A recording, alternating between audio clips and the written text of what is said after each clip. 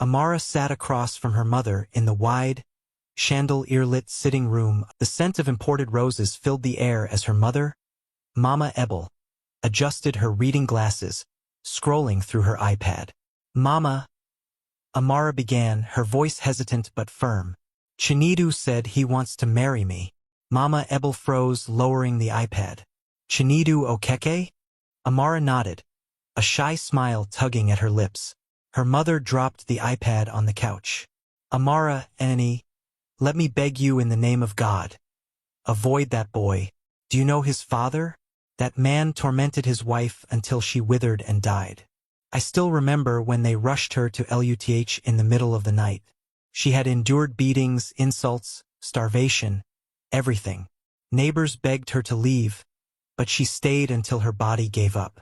Don't think it cannot repeat itself." Amara shifted uneasily.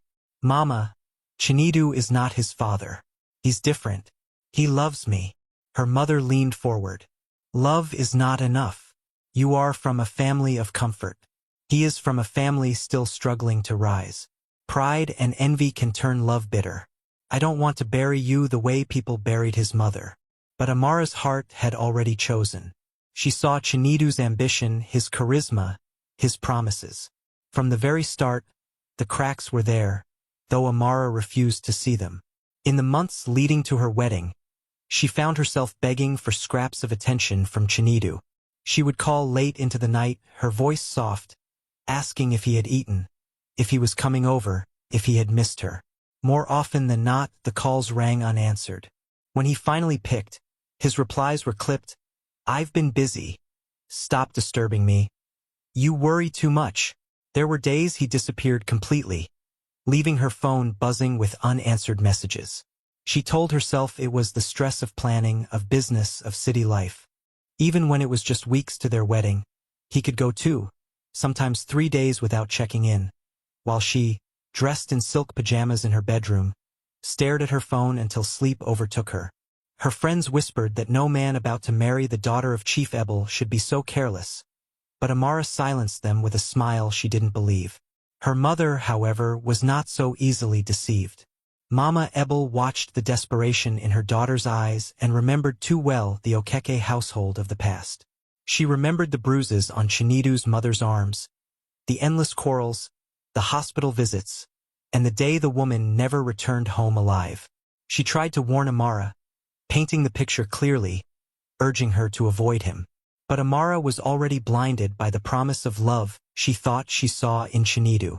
Against her mother's counsel, she went ahead, and soon, their wedding became the talk of the town, where wealth and struggle clasped hands under a chandelier glow. At first, the marriage sparkled. Chinedu played the role of a proud husband, parading Amara before friends and relatives, his voice dripping with charm as he introduced her as "my jewel, my queen." But the charm was paper-thin, and as weeks turned into months, the same indifference that haunted their courtship returned. This time sharper, colder, and laced with cruelty. At first, the marriage sparkled. Their honeymoon was everything Amara had dreamed of. Chinedu held her hand in public, whispered sweet words in private, and for once, his phone was always in reach, his attention fixed on her. He pulled out chairs, opened car doors, and proudly introduced her to strangers as his wife. He bought her flowers on random mornings, cooked breakfast once or twice just to make her laugh, and promised her a lifetime of devotion. The first 3 months were golden. They went on late-night drives, sharing suya at roadside spots, and spent Sundays sprawled across the living room, watching movies, her head on his chest. He asked about her dreams, her fears, even her plans for the future. He kissed her forehead before bed, and in those moments, Amara believed she had silenced her mother's fears. For a brief season, it seemed as though marriage had reshaped Chinedu, sanding away his roughness and replacing it with tenderness. Amara bloomed in his affection, glowing with the joy of a bride who thought she had made the right choice. For 3 months, Amara lived in the glow of her new marriage. Friends teased that she had grown brighter, more radiant. Even her mother, though still guarded, admitted that Chinedu seemed different from the man she feared he would become. The honeymoon sweetness lingered, with late-night laughter and tender gestures that left Amara convinced she had silenced her mother's warnings. But one evening, as she cleared the dining table after a quiet dinner, Amara noticed Chinedu's phone buzzing repeatedly on the counter. The screen lit up with the name Ada. The calls came in quick succession, one after another, until she lost count. When she finally asked him about it, Chinedu snatched the phone, brushed it off with a laugh, and said, "Business. Nothing you should worry about." Yet Amara remembered something. Chinedu had once mentioned that one of his exes was named Ada. He had spoken about her in passing, dismissing her as a mistake from his past. The next morning, Amara found a message on the phone while Chinedu was in the shower. It wasn't intentional. His screen had lit up while charging beside the bed. The words glared at her like a slap. "You promised me last night wasn't the last time. Don't start ignoring me again." Her hand trembled as she set the phone back. When Chinedu returned, humming and fresh from the shower, he kissed her forehead as though nothing had happened. But Amara's heart thudded with unease. For the first time since the wedding, doubt crept in. Had he really changed? Or was the honeymoon just a performance? That night, she lay awake beside him, staring at the ceiling, remembering her mother's words. She wanted to believe he was a better man, the husband she had prayed for. But the message, the calls, and his evasive smile whispered otherwise. The days after the discovery weighed heavily on Amara. She tried to convince herself that the message meant nothing, that perhaps it was all a misunderstanding. But Chinedu's behavior grew harder to ignore. He stayed out later than before, his excuses vague, his smile practiced. When she asked where he had been, he would wave her off with a quick kiss or a change of subject. Amara's heart carried the weight of unspoken questions. She lost her appetite, meals sitting untouched before her while she forced a smile. Soon, her once vibrant face began to pale. Dark shadows formed under her eyes, and the glow that had followed her from the honeymoon seemed to vanish. One morning, while dressing, she caught sight of herself in the mirror. Her cheeks had hollowed, her lips looked dry, and her once bright eyes now seemed dull and distant. Fear coiled inside her. Not just fear of losing Chinedu's love, but fear of losing herself. She visited the hospital after fainting in the kitchen one afternoon. The doctor reassured her it was fatigue and stress. Nothing serious, but Amara knew it was more than that. It was the silence she carried, the secrets she feared, and the mysterious way her husband had become a stranger in their own home. Even when she tried to talk to him about how unwell she felt, he brushed it aside.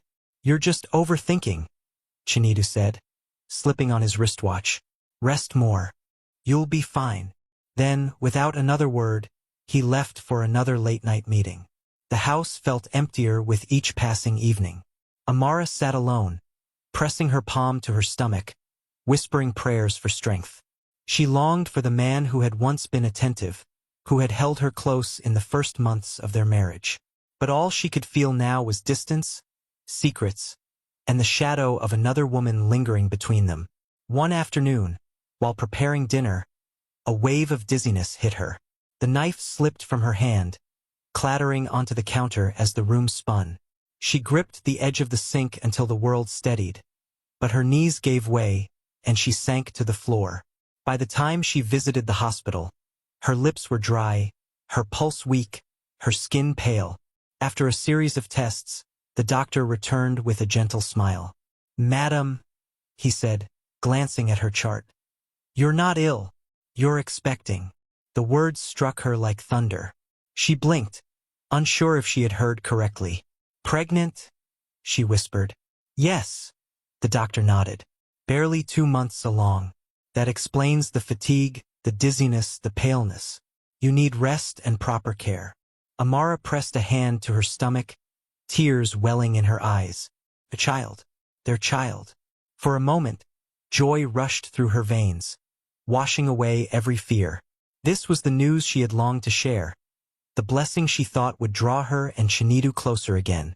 But when she returned home and told him, Chinedu's reaction was not what she expected. He forced a smile, muttered a few words of congratulations, and returned to scrolling through his phone. No imbras. No spark of excitement. Just a distracted nod, as though the news were a burden rather than a blessing. Amara's heart sank.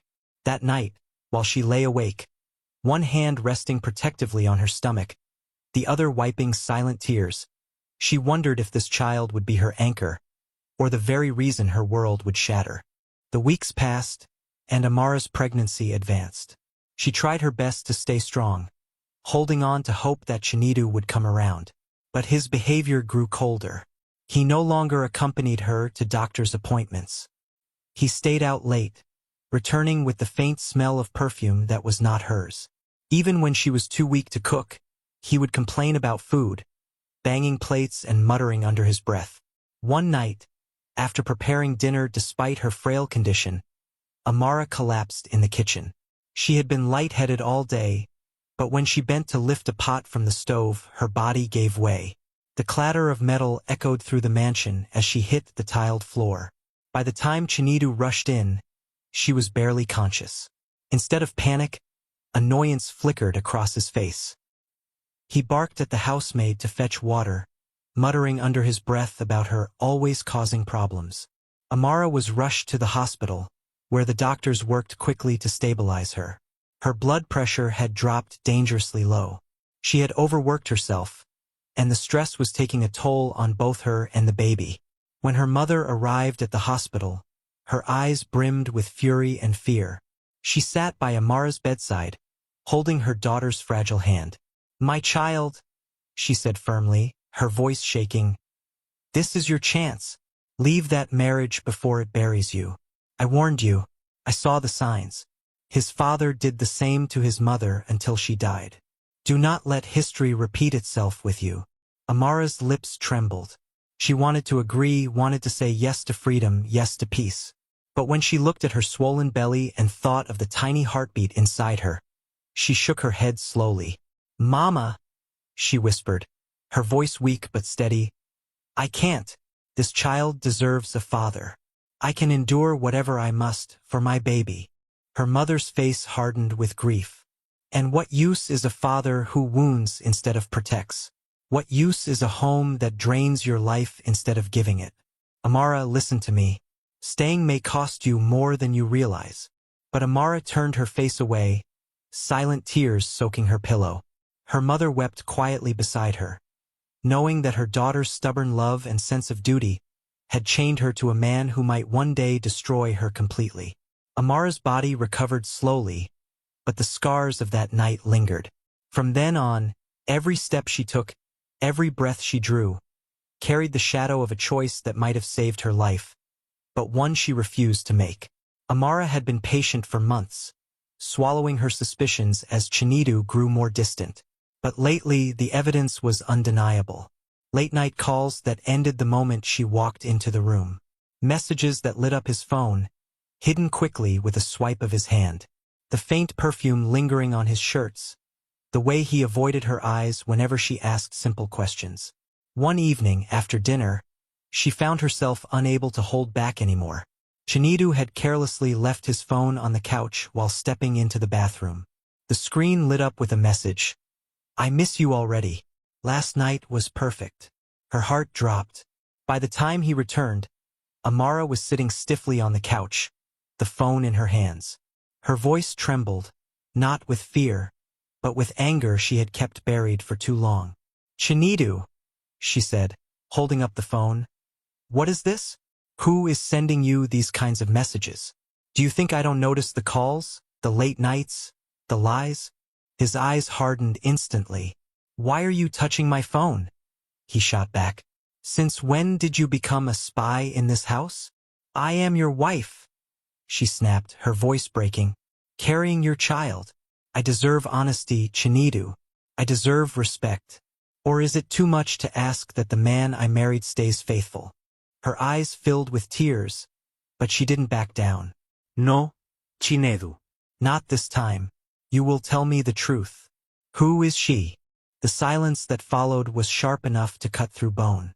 His nostrils flared, his hand curled into a fist at his side, and before Amara could say another word, the sound of his palm cracking across her cheek echoed through the sitting room. She staggered back, clutching her face, stunned into silence. The sting burned her skin, but deeper than that, something inside her shattered. The man she had defended. The man she had chosen against her mother's warnings. The man she had carried in her heart, even when it broke her. He had raised his hand against her. Chinedu stood over her, breathing heavily, his chest rising and falling like a man possessed. "Don't ever go through my phone again," he growled, before storming out of the room and slamming the door behind him. Amara sank slowly into the couch, her hand trembling over the swell of her belly. For the first time, the house that once echoed with dreams now pressed down on her like a cage. The days after the slap passed in heavy silence. Amara moved through the house like a shadow of herself, her voice reduced to whispers, her laughter gone entirely. She cooked Chinedu's meals, cleaned their home, and tended to her own growing belly, but her steps were slow, her eyes hollow. Whenever her mother called, she forced her voice to sound cheerful. "I'm fine, Mama. Chinedu is fine too. We're managing well." She would clutch the phone tightly, staring at the faint bruise still visible on her cheek in the mirror. Her throat would tighten, the words begging to escape, but each time she stopped herself. Her mother's warnings echoed in her head. "Avoid him, Amara. Men like him don't change." I watched his father do the same to his mother until it killed her. Admitting the truth now would mean confirming her mother had been right all along, and Amara wasn't ready for that shame. She wasn't ready to hear the disappointment in her mother's voice or to see the pity in her eyes. So she smiled through the calls, hiding her pain in carefully chosen words. After each one, she would sit in the quiet, holding her stomach as if shielding her unborn child from the storm inside her heart. Chinedu, meanwhile, acted as if nothing had happened. He carried on with his late nights and secret calls, leaving Amara to wrestle alone with the weight of silence. And in that silence, she built a prison for herself, one made of fear, denial, and the desperate hope that maybe, just maybe, he would change again. Chinedu grew bolder after that night. The slap had planted something in him, a dangerous confidence that Amara would never speak, never resist, never expose him. He no longer bothered to hide his calls, sometimes stepping outside just long enough for her to hear the giggles and honeyed tones of another woman. Days turned into weeks, and the man who once showered her with attention now barely looked at her. His indifference cut deeper than any words, but it was his brazenness that finally broke her spirit. One night, long after midnight, Amara sat curled on the couch, waiting for him. The house was quiet except for the ticking clock on the wall. Then, she heard it. The slam of the gate, the stagger of footsteps, the muffled laughter of two voices. Her heart sank. The door flew open, and there he was, reeking of alcohol, his shirt untucked, his arm draped possessively around a woman who looked no older than a university student. Her perfume filled the living room, sharp and overwhelming. "Amara," Chinedu slurred, barely glancing at her. "Go to the visitor's room. I need my privacy tonight." She blinked, stunned. "Chinedu, what are you saying? This is our home. You can't." Before she could finish, his eyes narrowed, his words sharp and cruel. "Did you not hear me? Get out. Take yourself and that bastard growing inside you to the visitor's room." The girl giggled and whispered something in his ear, and that was the final humiliation. Amara's legs shook as she picked up the pillow from their bed, her hands trembling while she dragged herself to the small visitor's room down the hall. Behind her, she heard the sound of the bedroom door slam shut, followed by bursts of laughter that pierced her heart. That night, as she lay on the stiff guest mattress, tears soaking her pillow, Amara clutched her stomach tightly, whispering to the child inside her. "You are all I have now," she said, her voice breaking. "I'll endure for you." But deep inside, something cracked. She knew the man she had once begged for love was gone, and in his place was a stranger who had no mercy left for her. After that night, when he brought another woman into their home, Chinedu's cruelty took on new forms. Each day revealed a new way he could strip Amara of her dignity. He stopped coming home for days, and when he finally did, it was only to stumble in drunk or collapse on the couch without a word. When Amara tried to ask where he had been, he waved her off with mockery. "Do you think I report to you?"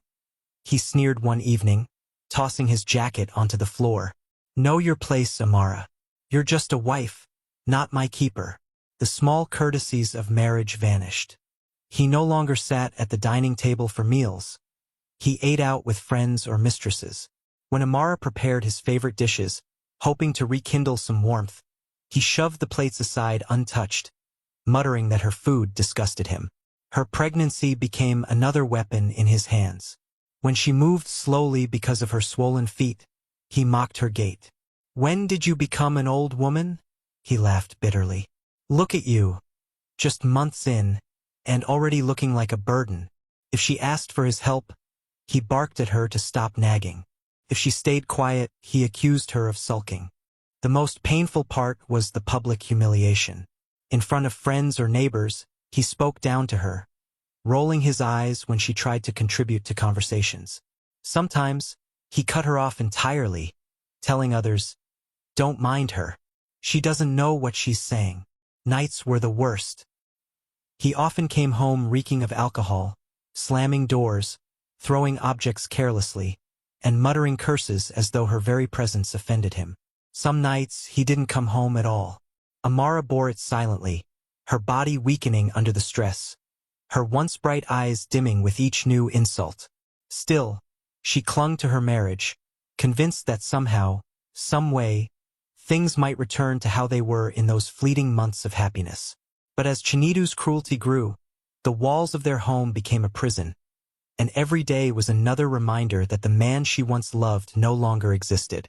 The rain had been falling all evening, a steady, relentless downpour that rattled against the roof and pounded the windows.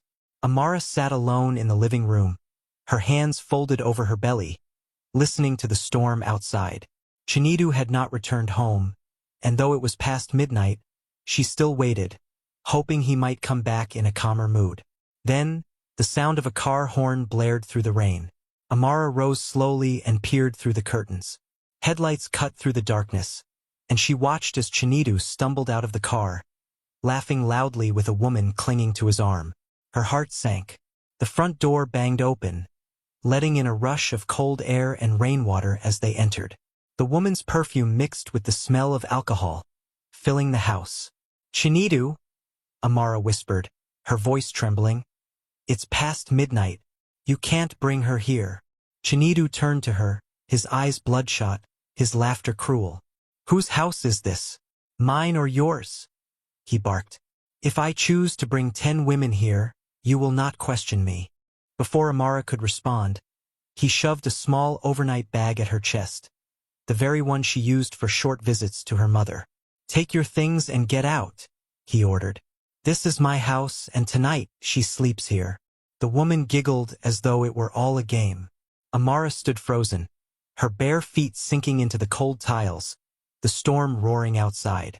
"Chinidu, I'm pregnant," she pleaded softly. "Please don't do this." But Chinidu's face hardened. "Out!" he shouted, pointing to the door. With trembling hands, Amara clutched her bag and stepped out into the rain. The downpour drenched her instantly, plastering her dress to her body, chilling her skin. Lightning split the sky, and thunder rolled as she stood there, shaking, staring at the locked gate. She had no umbrella, no car, nowhere to go at such an hour. Her swollen feet slipped in the mud as she tried to shield her belly with her hands. Tears mixed with the rain streaming down her face. At last, shivering and desperate, she reached into her bag for her phone. With trembling fingers, she dialed her mother's number. "Mama?" she cried as soon as the call connected, her voice breaking under the weight of her humiliation. "Please, come for me. Chinidu has chased me out. I have nowhere else to go." Her mother's sharp intake of breath carried through the line. "Stay where you are, Amara. I am coming." And so, in the dead of night, under the unrelenting rain, Amara stood by the gate of her own home, banished, broken, and waiting for the only person who had ever truly protected her. Headlights pierced through the sheets of rain, sweeping across the gate where Amara stood shivering. Her mother's car screeched to a halt, and before the engine even died, the older woman flung the door open and rushed out. Her wrapper gathered around her shoulders to shield her from the storm. "Amara!" she cried, pulling her daughter into her arms, feeling how soaked and cold she was. Her hands brushed over Amara's pale cheeks, her trembling body, her swollen belly. "My child! Look what this man has done to you." Amara clung to her, sobbing against her chest. Her mother's anger flared like fire in her eyes. Without hesitation, she banged on the gate, her fists loud against the iron. "Chinedu!" she shouted over the rain. "Come out here now. You dare to throw my daughter into the storm at midnight? You will answer me tonight." The gate creaked open moments later, and Chinedu appeared, still half drunk, his shirt unbuttoned, his arm lazily slung around the waist of the woman he had brought home. His smirk twisted into a sneer when he saw Amara's mother. "What are you doing here, Mama?" he asked with mocking boldness. "Your daughter knows her place in my house. If she can't handle it, let her go back to you." Amara's mother stepped forward, her eyes blazing. The rain dripped from her scarf, but her voice cut through the storm like thunder. "Chinedu, listen to me and hear me well. From tonight you will never lay your filthy hands or cruel words on my daughter again. You will never drive her out into the streets again. You will never make her shed tears under your roof again." Chinedu scoffed, but her words didn't waver. She pulled Amara closer and pointed directly at him, her finger steady. "You may think you've won because she has been patient and silent, but tonight, mark my words, you will never see my daughter again. She is leaving with me, and this time, nothing in this world will bring her back to your wickedness." The other woman at Chinedu's side shifted uncomfortably, sensing the heat of the confrontation. Chinedu's drunken arrogance faltered for a moment as Amara's mother gathered her daughter firmly into the car. "Drive away, Mama," Amara whispered weakly, shivering. And as the car pulled off, splashing through puddles and vanishing into the stormy night, Chinedu stood at the gate, drenched and glaring, his pride wounded, but powerless to stop what had just happened. Amara's mother had drawn the line, and her words lingered in the air like a curse. "You will never see my daughter again." The morning after the storm, Amara's mother wasted no time. She woke before dawn, her mind already set. She had seen too much pain in her daughter's eyes to allow history to repeat itself. The memory of her own suffering at the hands of Amara's late father-in-law still lingered, and she swore on her daughter's tears that this cycle of cruelty would end. By midday, she was on the phone, speaking with contacts, pulling strings, and arranging documents. Within days, Amara's travel papers were in motion. The urgency in her mother's voice silenced every bureaucratic obstacle. She was determined to shield her daughter from Chinedu's reach once and for all. "Amara," she said firmly one evening as they sat at the dining table, stacks of forms and envelopes spread before them. "You are leaving. My sister will take you in. She is ready for you." Amara's heart ached at the thought of fleeing her own home, of leaving everything behind.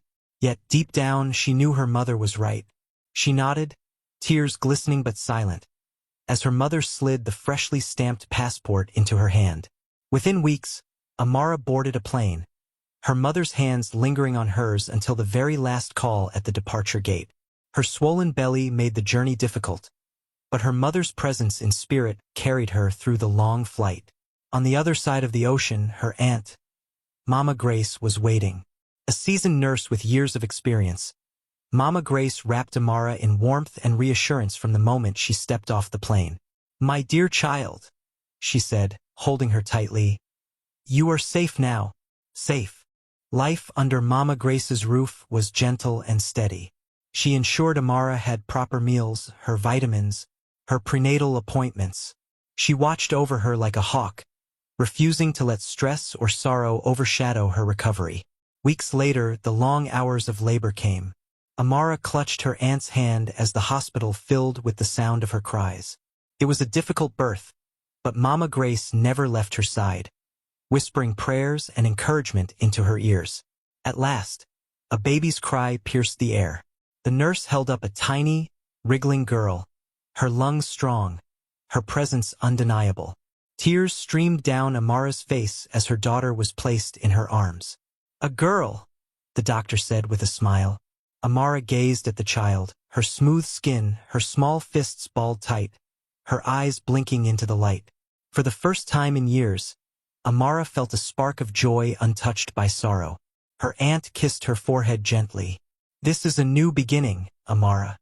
God has given you beauty for ashes. You will rise again, and your daughter will rise with you." And as Amara rocked her baby girl in her arms, she whispered, "You are my reason to live, my miracle." Back in Nigeria, the mansion that once echoed with Chinedu's arrogance now reeked of neglect. Curtains hung untidy, dishes piled unwashed in the sink, and empty bottles cluttered the corners of the sitting room. Chinedu sat slouched on the worn sofa, his hair unkempt, his once bright eyes now dull and red-rimmed. His shirt clung to him in patches of sweat, and his trousers sagged from weight he had lost. He held his phone in his hand, scrolling endlessly, dialing the one number he had sworn he would never need to beg. "Amara," he muttered under his breath as he pressed the call button again. The line rang, then cut off. He tried again. This time, an automated voice responded. "The number you have dialed is not reachable at the moment." Chinedu cursed loudly, tossing the phone onto the table with such force that it bounced to the floor. He buried his head in his hands, rocking back and forth as the weight of his reality bore down on him. His job, once a source of pride, was gone. Months of lateness, drunken quarrels with his bosses, and his shameless womanizing had caught up with him. The company had finally let him go. One by one, his so-called friends had vanished too, leaving him to drown in his ruin. And then came the final blow. A few weeks ago, he had begun dating a new woman, someone young and alluring, who had seemed interested in him. For a while, her attention had lifted his spirits, and he allowed himself to believe in companionship again. But as his luck ran out, she began slipping past him, softly, quietly, pretending to help him with bills, groceries, and even lending a hand with his debt. Then, one morning, he woke to discover she was gone. Gone, along with almost all the money he had left. The cash from the last few weeks' petty savings, the small stash he kept hidden in the drawer, even a few valuable items he had left in his car, all vanished. Notes in her handwriting, vaguely apologetic, were scattered across the floor. "I'm sorry. I need to start over. I can't help you anymore." Chinedu's blood ran cold. He had trusted her blindly, allowing himself to lean on someone else in his misery, and she had used him, drained him, and abandoned him with nothing. The fridge was almost empty. The landlord had begun knocking again, his voice sharp with threats of eviction. Chinedu glanced at the car keys on the table, the one thing he still held on to. But even that was slipping away. Buyers had started making offers, and he knew he had no choice.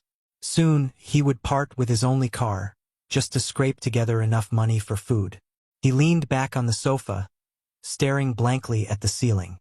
"Amara," he whispered again, as if the sound of her name could pull her back to him, erase the storm he had caused, and mend the cracks he had driven between them. But the silence in the room was heavy, and for the first time in his life, Chinedu began to realize what true emptiness felt like. The betrayal of someone he had allowed close, the collapse of his pride, and the absence of everything he once took for granted pressed down on him like a suffocating weight. Alone, broke, and abandoned, he finally understood the consequences of the life he had built, shattered by his own choices and the folly of trusting the wrong people. Days turned into weeks, and Chinedu sank further into despair. The car he had clung to, the last symbol of status he had left, was sold for a fraction of its value. The money barely covered a week's rent and a few meager meals. He moved through the mansion like a ghost, the walls echoing the hollow emptiness of his life. Friends who had once laughed at his jokes and toasted his successes no longer returned his calls. Even distant relatives, who used to fawn over him at family gatherings, avoided his number. The business contacts he had once boasted about had vanished. Opportunities that had once seemed abundant had turned into locked doors. One evening, Chinedu sat on the edge of his bed, counting the last coins he had left. The note from the woman who had stolen everything was still on the floor. He stared at it, crumpled and faded, realizing that even his loneliness had been exploited. "Everything I touch turns to dust," he muttered, his voice shaking. Meanwhile, thousands of miles away, Amara's life had transformed into something entirely different. Her days began early, filled with purpose and routine. She learned new skills, enrolled in online courses, and started volunteering at the hospital where her sister worked. Every day, she grew more confident, more independent, and more at peace. Her daughter, Kyra, was thriving, laughing, learning, and bringing joy into a home that had once been filled with fear and uncertainty. Amara found herself smiling more freely, dreaming bigger, and realizing that the life she had once begged for was now entirely hers to shape.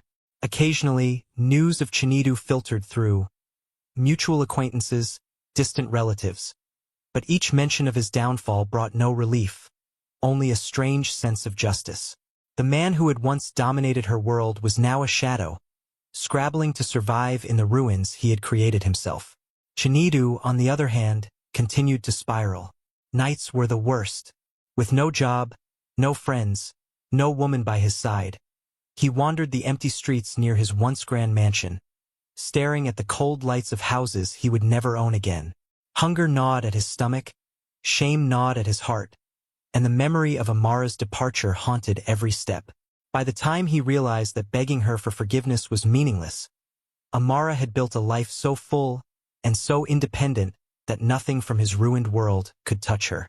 She had not only escaped the storm he created, she had flourished in the sunshine he could never reach. And so, while Chinedu's nights were filled with emptiness, regret, and the bitter taste of betrayal, Amara's days were alive with hope, laughter, and the certainty that she had risen far beyond the man who had tried to destroy her. While Amara is thriving abroad, a shocking revelation emerges. Chinedu, in his desperation, begins secretly borrowing from dangerous people to survive.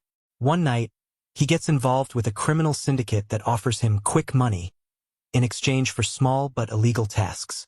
Unbeknownst to him, one of these tasks involves tracing Amara and her daughter under the guise of a simple favor for the syndicate. Meanwhile, Amara's mother in Nigeria, who had always been vigilant, begins receiving cryptic messages from unknown numbers threatening Amara's safety. At first, she dismisses it as a scam, but the messages grow more precise, mentioning locations, routines, even referencing Chinedu's old habits.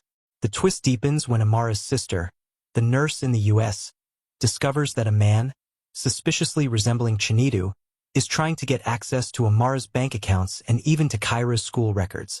At the same time, Chinedu's desperation pushes him further into recklessness. He steals Amara's passport details from a careless relative in Nigeria, hoping to somehow force her to return. Just when the tension is at its peak, Amara receives an unexpected visitor at her door in the US. A detective sent by her mother, having traced Chinedu's movements. The detective reveals that Chinedu has spiraled into crime, putting not only himself but also Amara and Kyra at risk. Here's the ultimate twist for suspense.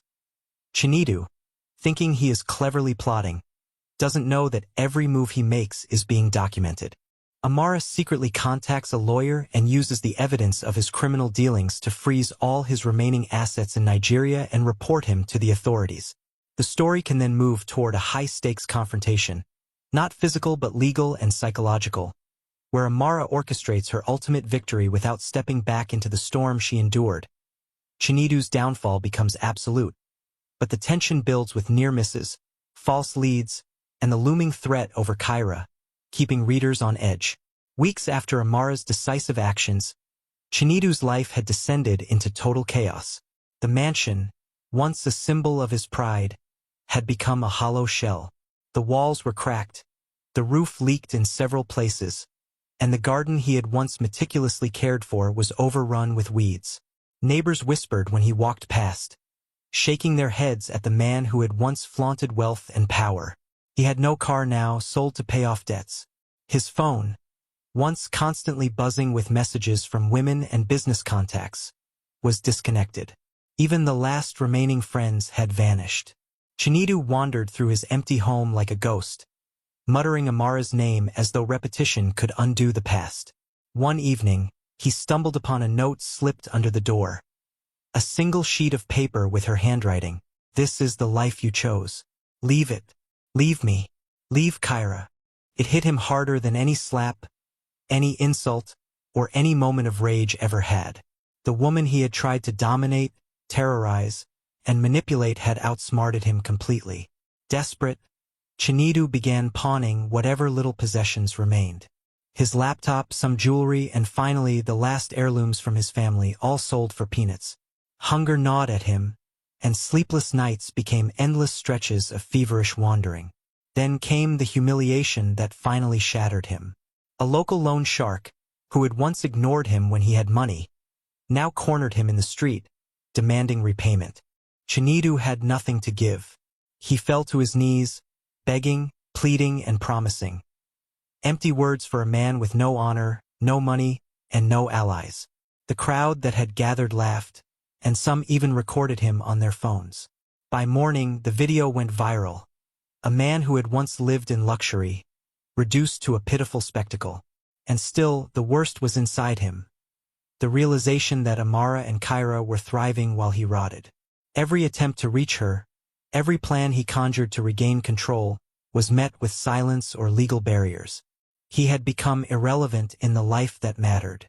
On a particularly stormy night, Chinedu found himself alone on the steps of the empty mansion, rain soaking his thin shirt. He had nowhere to go, no one to call, and the weight of every wrong decision pressed down on him. He looked up at the house, the empty windows staring back like accusing eyes, and whispered almost inaudibly, "Mara, what have I done?" There was no answer. There never would be.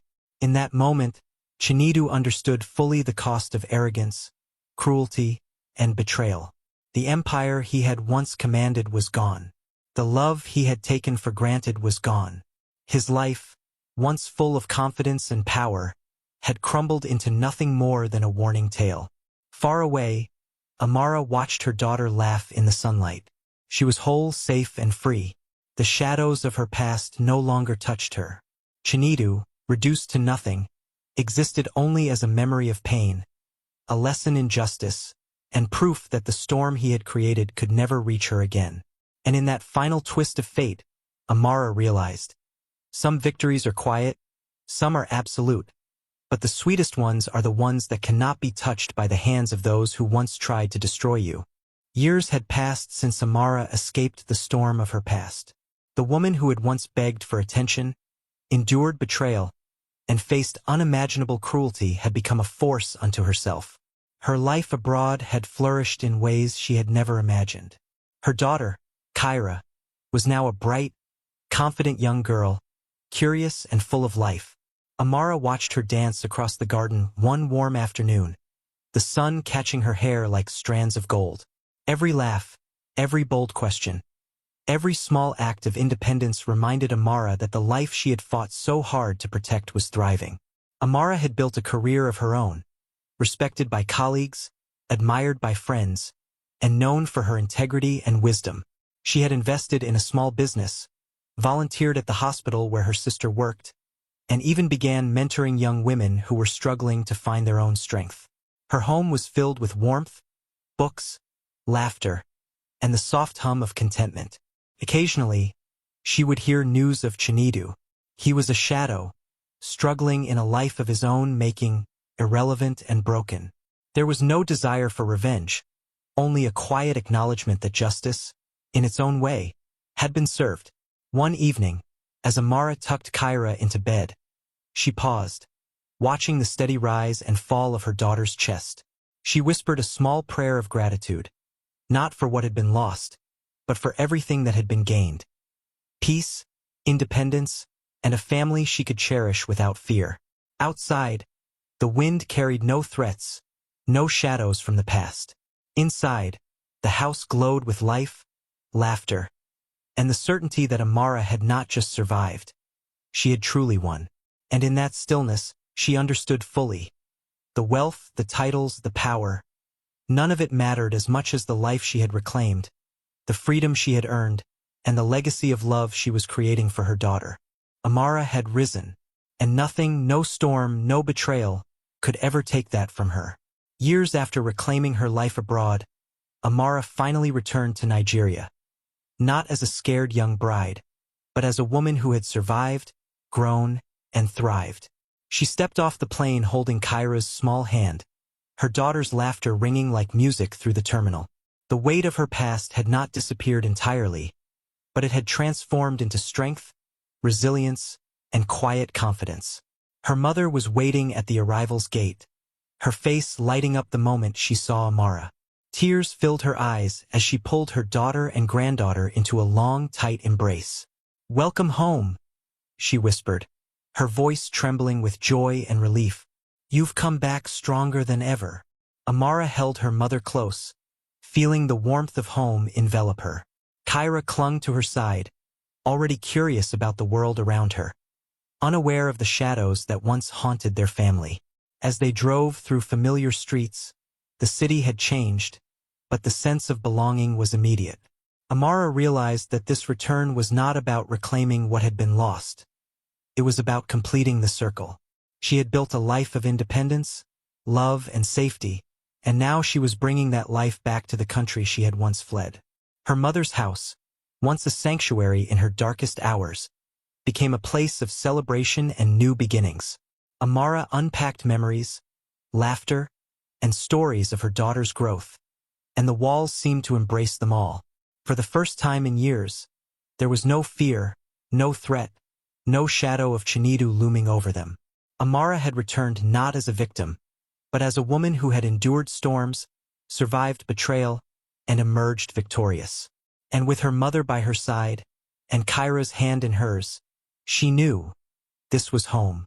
It wasn't long before news of Amara's return spread. Whispers reached Chinedu through mutual acquaintances, friends who still held faint loyalty to him. At first, he tried to dismiss it, telling himself she would not be in Nigeria permanently. But when he saw a social media post, a photograph of Amara smiling with Kyra in her mother's home, reality hit him like a thunderclap. Chinedu, shabby and hollowed by years of regret, decided to go to her mother's house. He arrived late in the afternoon, his clothes rumpled, hair unkempt, eyes haunted. The once confident man now seemed smaller, diminished, almost unrecognizable. Amara's mother answered the door first, her posture protective, her eyes sharp. She barely let him step inside. "You have no business here," she said firmly. "Do you even know why you're here?" I came to see Amara," he stammered, his voice trembling. "And, Kyra, I need to apologize. I was wrong." Amara appeared then, standing behind her mother. Kyra clung to her, her small eyes curious yet wary. Amara's expression was calm, composed, but unyielding. "You have nothing to say that can undo the past," she said.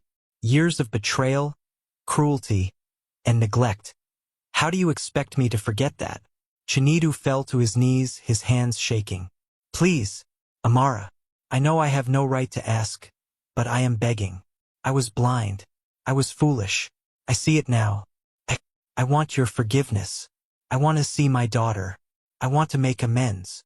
Amara studied him quietly, her mind racing through the years of pain he had caused.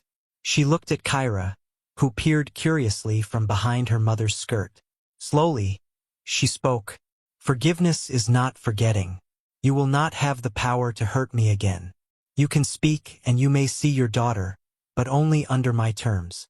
One wrong step and you leave. Do you understand?" Chinedu nodded fervently, tears streaking his face. "Yes, anything. Anything you say."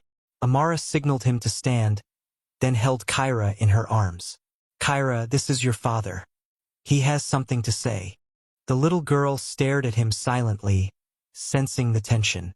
Chinedu knelt, extending a hand that trembled. "Kyra, I am sorry.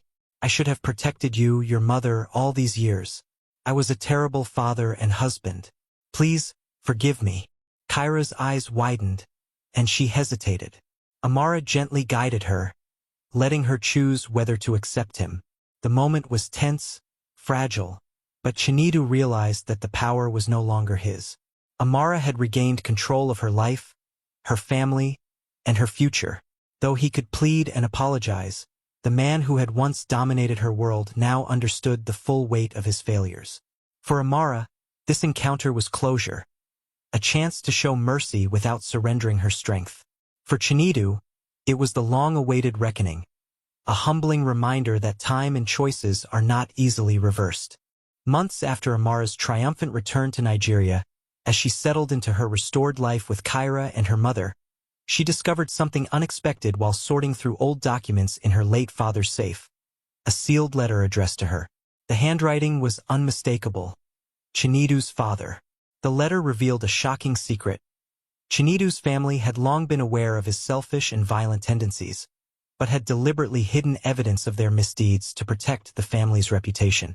Worse, it contained information about an undisclosed inheritance tied to Chinedu, one he could have claimed, but only if he had maintained the marriage and family facade. The letter also hinted that Chinedu had been manipulated from the very beginning, used as a pawn in his own family's schemes, and that some of his worst behaviors had been encouraged by others for financial and social gain. Amara realized that the story she had lived, the cruelty, the betrayal, the near-death experiences, was only part of a much larger, darker web. Her own survival, and her daughter's safety, had unknowingly been entangled in forces she never imagined. This revelation presented a choice: expose the entire truth, potentially humiliating Chinedu and his family further, or keep it as leverage to finally ensure they would never threaten her again. Amara decided to act carefully. She leveraged this knowledge silently, strengthening her position in business, protecting her daughter, and ensuring Chinedu could never reclaim even a fragment of control, without needing to confront him publicly. The twist extended the tension, showing that even after seeming resolution, the story of Amara's survival and empowerment was more layered and intricate than anyone had guessed. By the time Amara turned 32, she had built a life of stability and purpose. Her daughter, Kyra, was now a bright and confident child, and Amara had long left the shadows of her past behind. Yet, despite all she had accomplished, there was a quiet part of her heart that had remained closed, a part that still wondered if love, real and enduring, could ever find her again. It was at a charity gala, organized to support local hospitals, that she met David, a man whose presence seemed to fill a room without trying. He was wealthy, successful in business, yet remarkably humble and attentive. Unlike anyone she had ever known, he listened to her, remembered details she casually mentioned, and laughed at her jokes with genuine warmth. David was patient, never rushing her, never making her feel judged. He admired not just her beauty, but the resilience and intelligence that radiated from her. He inquired about Kyra, asking thoughtful questions, and treated the little girl with kindness that made Amara's heart soften. Their interactions grew over months. Shared lunches, long walks, quiet conversations that lasted into the evening. Slowly, Amara felt the old walls around her heart begin to crumble. For the first time in years, she allowed herself to imagine happiness without fear, without caution. One evening, as the sun set behind the city skyline, David took her hand in his. "Amara," he said softly, "I know what you've been through. I don't want to replace your past, but I want to walk with you into your future, if you'll let me." Amara looked into his eyes and saw sincerity, care, and a promise that was entirely different from anything she had known before. In that moment, she realized she could open her heart again, not recklessly, but wisely, knowing her strength had shaped her into someone who deserved love that was real, enduring, and unselfish. For the first time in a long while, Amara smiled freely, feeling hope bloom again. She had survived storms, outlasted betrayal, and emerged stronger than ever. And now, at 32, she had the chance to love and be loved in a way that was safe, empowering, and fulfilling. Over time, their bond deepened. David celebrated Kyra's birthdays with care and attention, helping her mother create moments of joy that had once seemed impossible. He was present, reliable, and consistent, the exact opposite of the man who had shattered her trust years ago. One evening, under a starlit sky on the balcony of a penthouse overlooking the city, David took her hands in his. "Amara," he said quietly, "I know your heart has been broken. I know you've carried pain you never deserved. I'm not here to replace the past, but to walk with you into the future, if you'll let me." Amara looked at him, feeling the sincerity in his eyes, the steadiness in his voice. For the first time in nearly a decade, she allowed herself to imagine a life filled with love. Not fear, not suspicion, not survival. She saw hope, joy, and partnership. "Yes," she whispered, feeling the old walls around her heart crumble, but this time on her own terms. "Yes, I'll let you." From that moment, their lives intertwined. David became not just a partner to Amara, but a loving figure in Kyra's life, supporting her growth and celebrating her milestones. They traveled, laughed, and faced challenges together, always with mutual respect and understanding. Yet, even as she embraced this new love, Amara remained vigilant. She knew her past had shaped her resilience, and she was determined that nothing, no betrayal, no greed, no shadow of old wounds, would threaten the peace she had fought so hard to achieve. After months of dating and careful planning, Amara and David decided to make their commitment official. Their wedding was nothing short of spectacular, a modern celebration of love, elegance, and triumph over past sorrows. The ceremony was held in a beautifully decorated hall, with cascading flowers, crystal chandeliers, and a string quartet filling the air with soft, romantic melodies. Guests from all walks of life attended, from close family and friends to colleagues who had come to admire the remarkable woman Amara had become. Kyra, glowing with pride, walked beside her mother in a matching dress, carrying a small bouquet. Every detail reflected not just wealth, but thoughtfulness. The table settings, the lighting, and the arrangements, all curated to create an atmosphere of warmth and celebration. David, always attentive, made sure the day was seamless. When he gave his vows, his voice steady and filled with emotion, he spoke not just of love, but of respect, partnership, and the life they would build together. Amara's eyes shone as she listened, her heart full of the certainty that this time, love would not falter. After the ceremony, during the reception, David presented Amara with two gifts that left her stunned. First, a key to a brand new house, spacious, elegantly designed, and overlooking a serene garden. "A home for us," he said softly, "where you and Kyra can always feel safe, loved, and celebrated." Then he handed her another box. Inside was a set of keys to a sleek, luxury car, perfectly matching her taste. "For the journeys we will take together," David said, smiling, "and for the freedom to live without limits." Amara could hardly believe the life she was now stepping into. Every detail, the love, the thoughtfulness, the generosity, was proof that she had finally found the stability and happiness she had fought so long to claim. Kyra danced happily beside them, laughing, while guests cheered and celebrated. That night, as they stood on the balcony of their new home, the city lights shimmering below, Amara leaned against David. She thought of the storms she had survived, the pain she had endured, and the child she had protected. Now, for the first time in her life, she felt a profound sense of peace and joy. The past, with all its cruelty, had been left behind, replaced by a future full of promise, love, and fulfillment. Amara knew, without a doubt, that this was not just a new chapter. It was the life she had always deserved. In the months that followed the wedding, Amara, David, and Kyra settled into their new home. The house was filled with light and laughter. Kyra's room overlooked the garden, where David had installed a small play area with swings and a sandbox, and she often ran through the halls, her laughter echoing like music.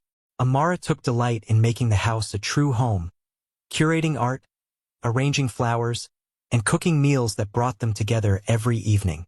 David, ever attentive, supported her in everything, helping with Kyra's school projects, organizing family outings, and ensuring that Amara had time for herself. Their partnership was seamless, Respect and love formed the foundation of every interaction. They traveled often, exploring both the city and distant destinations.